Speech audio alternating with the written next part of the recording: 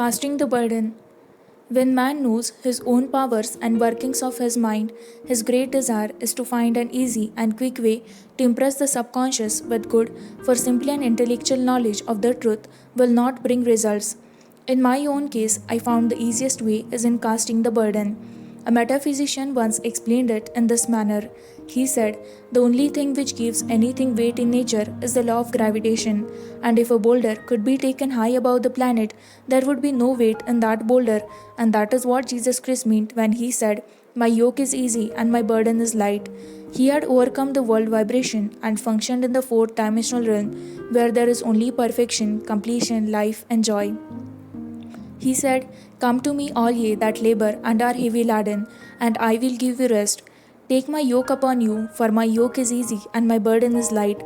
We are also told in the 55th Psalm to cast thy burden upon the Lord. Many passages in the Bible state that the battle is God's, not man's, and that man is always to stand still and see the salvation of the Lord. This indicates that the superconscious mind or Christ within is the department which fights man's battles and relieves him of burdens. We see therefore that man violates if he carries a burden, and a burden is an adverse thought or condition, and this thought or condition has its root in the subconscious. It seems almost impossible to make any headway directing the subconscious from the conscious or reasoning mind, as the reasoning mind, the intellect, is limited in its conceptions and filled with doubts and fears. How scientific is then it is to cast the burden upon the superconscious mind or Christ within, where it is made light or dissolved into its native nothingness. For example, a woman in urgent need of money made light upon the Christ within and the superconscious with the statement, "I cast this burden of lack on the Christ within and I go free to have plenty." The belief in lack was her burden, and she cast upon the superconscious with its belief of plenty, and avalanche of supply was the result. We read, "The Christ in you, the hope of glory." Another example, one of my students had been given a new piano and there was no room in her studio for it until she had moved out the old one. She was in a state of perplexity. She wanted to keep the old piano but knew of no place to send it. She became desperate as the new piano was to be sent immediately, in fact, was on its way with no place to put it. She said it came to her to repeat, "I cast this burden on the Christ within and I go free." A few moments later, her phone rang and a woman friend asked if she might rent her old piano, and it was moved out a few minutes before the new one arrived. I knew a woman whose burden was resentment. She said, "I cast this burden of resentment on the Christ within and I go free to be loving, harmonious, and happy." The almighty superconscious flooded the subconscious with love and her whole life was changed. For years, resentment had held her in a state of torment and imprisoned her soul, the subconscious mind. The statement should be made over and over, sometimes for hours at a time, silently or audibly, with quietness but determination. I have often compared it to winding up a tape recorder. We must wind ourselves up with spoken words. I have noticed in casting the burden, after a little while, one seems to see clearly. It is impossible to have clear vision while in the throes of carnal mind. Doubts and fear prison the mind and body, and imagination runs riot, attracting disaster and disease. In steadily repeating the affirmation, "I cast this burden on the Christ within and go free," the vision clears, and with it a feeling of relief, and sooner or later comes the manifestation of good, be it health, happiness, or supply. One of my students once asked me to explain the darkness before the dawn. I referred in the preceding chapter to the fact that often, before a big demonstration, everything seems to go wrong, and deep depression clouds the consciousness. It means that out of the subconscious are rising the doubts and fears of the ages. These old relicts of the subconscious rise to the surface to be put out.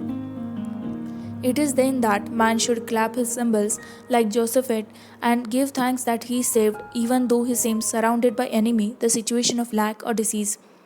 The student continued, "How long must one remain in the dark?" And I replied, "Until one can see in the dark, and casting the burden enables one to see in the dark." In order to impress the subconscious, active faith is always essential. Faith without works is dead. In these chapters, I have endeavored to bring out this point. Jesus Christ showed active faith when he commanded the multitude to sit down on the ground before he gave thanks for the loaves and the fishes. I will give another example showing how necessary this step is. In fact, Active faith is the bridge over which man passes for his promised land. Through misunderstanding, a woman had been separated from her husband, whom she loved deeply. He refused all offers of reconciliation and would not communicate with her in any way.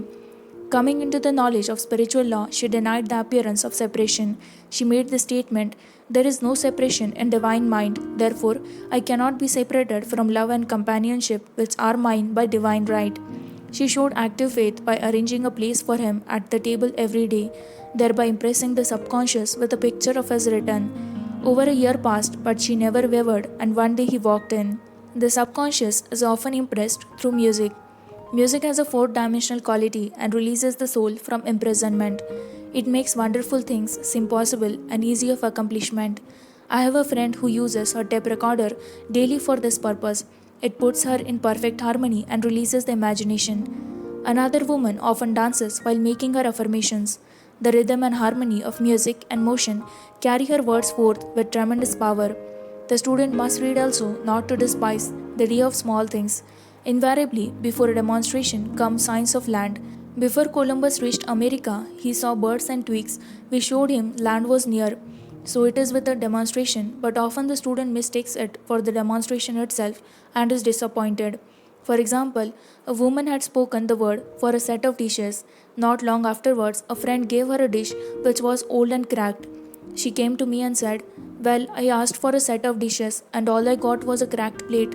I replied, "The plate was only signs of land. It shows your dishes are coming.